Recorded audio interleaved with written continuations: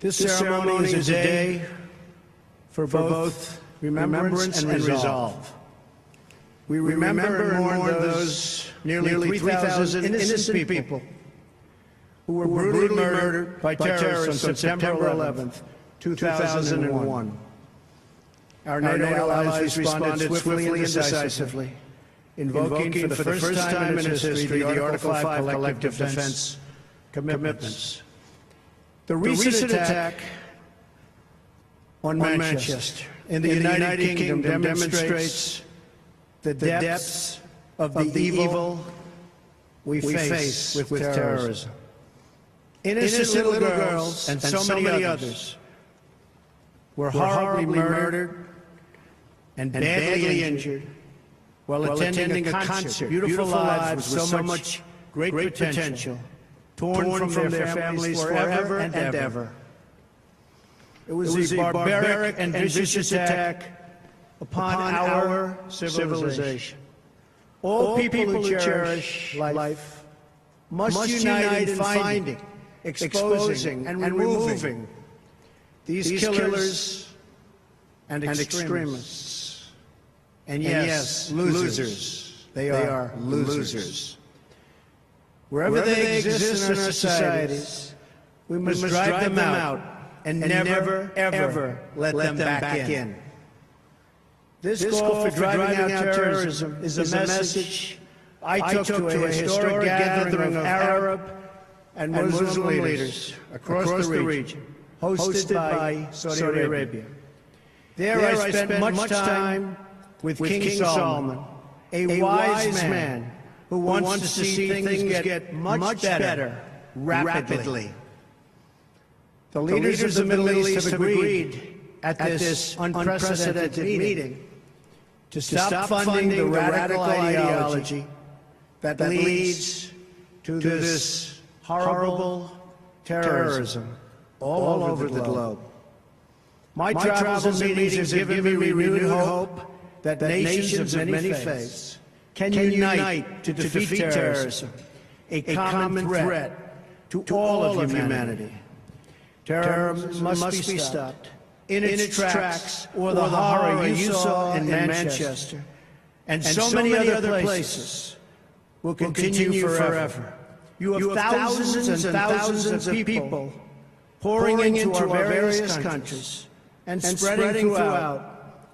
And in many cases, we have no idea who they are. We must be tough, we must be strong, and we must be vigilant.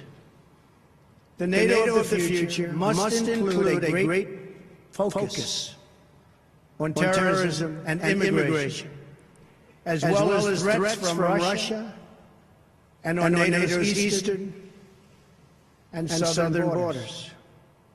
These grave security concerns are the same reason that I have been very direct with Secretary Stoltenberg and members of the Alliance in saying that NATO members must finally contribute their fair share and meet their financial obligations.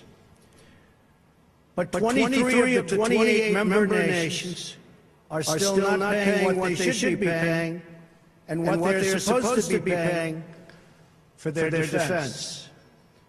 This is not fair to the people and taxpayers of the United States. And many of these nations owe massive amounts of money from past years and not paying in those past years.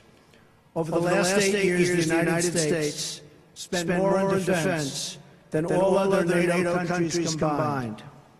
If all NATO members had spent just 2% of their GDP on defense last year, we would have had another $119 billion for our collective defense and for the financing of additional NATO reserves. We should recognize that with these chronic underpayments and growing threats, even 2% of GDP is insufficient to close the gaps in modernizing readiness and the size of forces. We have to make up for the many years lost. 2% is the bare minimum for confronting today's very real and very vicious threats. If NATO countries made their full and complete contributions, then NATO would be even stronger than it is today, especially from the threat of terrorism. I want to extend my appreciation to the 9/11 Memorial Museum in New York for contributing this remnant of the North Tower, as well as to Chancellor Merkel and the German people for donating this portion of the Berlin Wall. It is truly fitting that these two artifacts now reside here so close together at the new NATO headquarters. And I never asked once what the new NATO headquarters cost. I refuse to do that. But it is beautiful.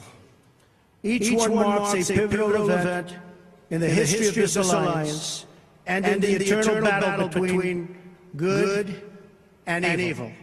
On one side, a testament to the triumph of our ideals over a totalitarian communist ideology bent on the oppression of millions and millions of people. On the other, a painful reminder of the barbaric evil that still exists in the world and that we must confront and defeat together as a group, as a world.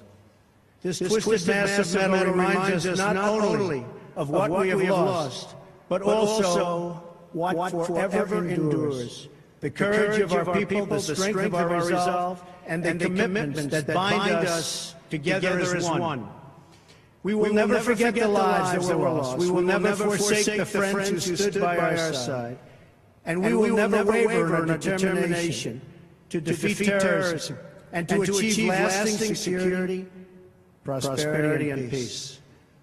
Thank you very much. It's a great honor to be here. Thank you.